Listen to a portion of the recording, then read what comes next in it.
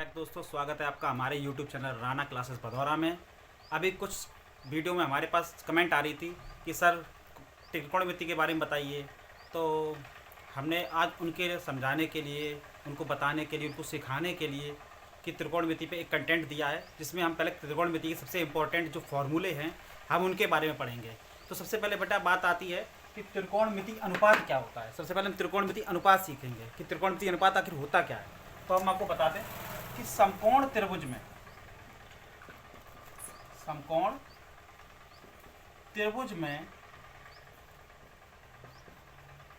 किन्हीं दो भुजाओं के अनुपात को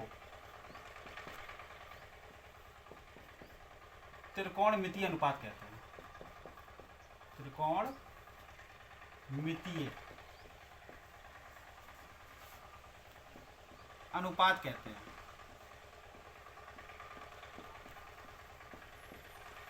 अनुपात कहते हैं।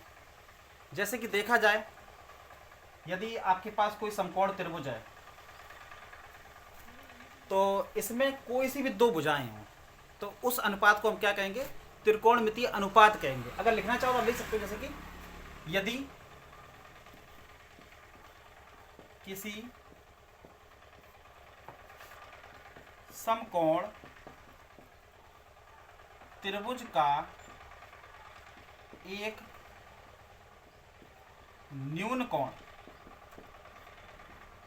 थीटा हो तो त्रिकोणमिति जो अनुपात है उसमें आपका जो एक कोण है वो कैसा है? थीटा है। तो हम इसी से सारे जो भुजाएं इनके नाम ज्ञात करेंगे।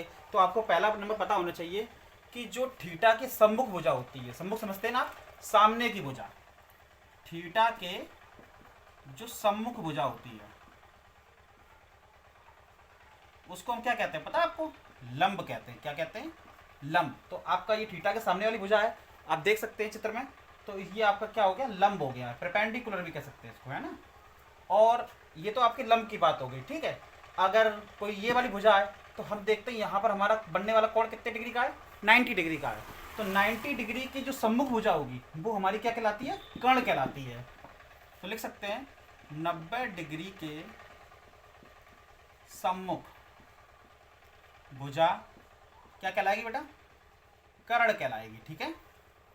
इसको जो 90 डिग्री कोण है यहाँ पर आपके पास, और इसके सामने की जो भुजा होगी वो आपकी क्या कहलाएगी? कर्ण कहलाएगी।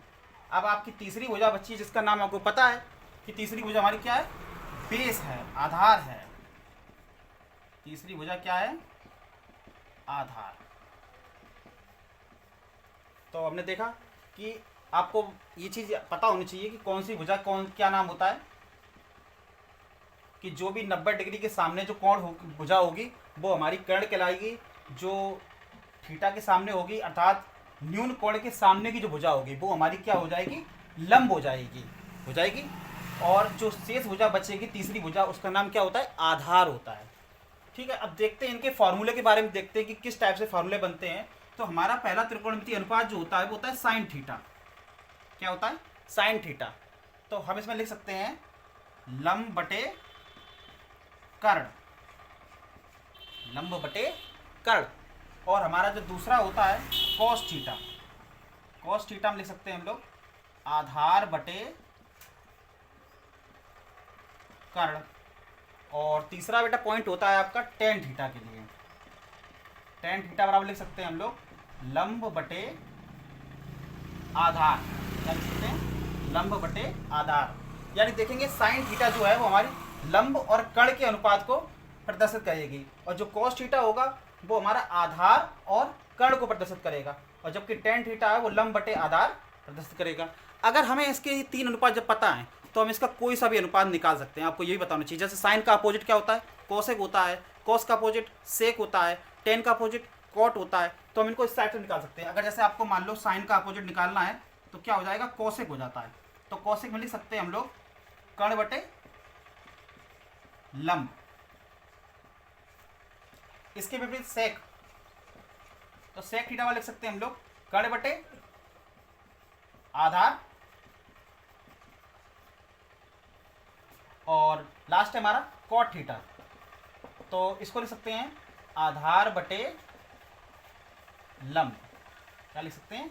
आधार बटे लंब। जिस प्रकार से ये हमारे हिंदी में लिखे गए हैं, इनको हम इंग्लिश के अनुपात में भी लिख सकते हैं कि हमारा साइन थीटा बराबर क्या होता है, कोस थीटा बराबर क्या होता है, टेन थीटा बराबर क्या हो सकता है। तो इसके देखते हैं आगे इसके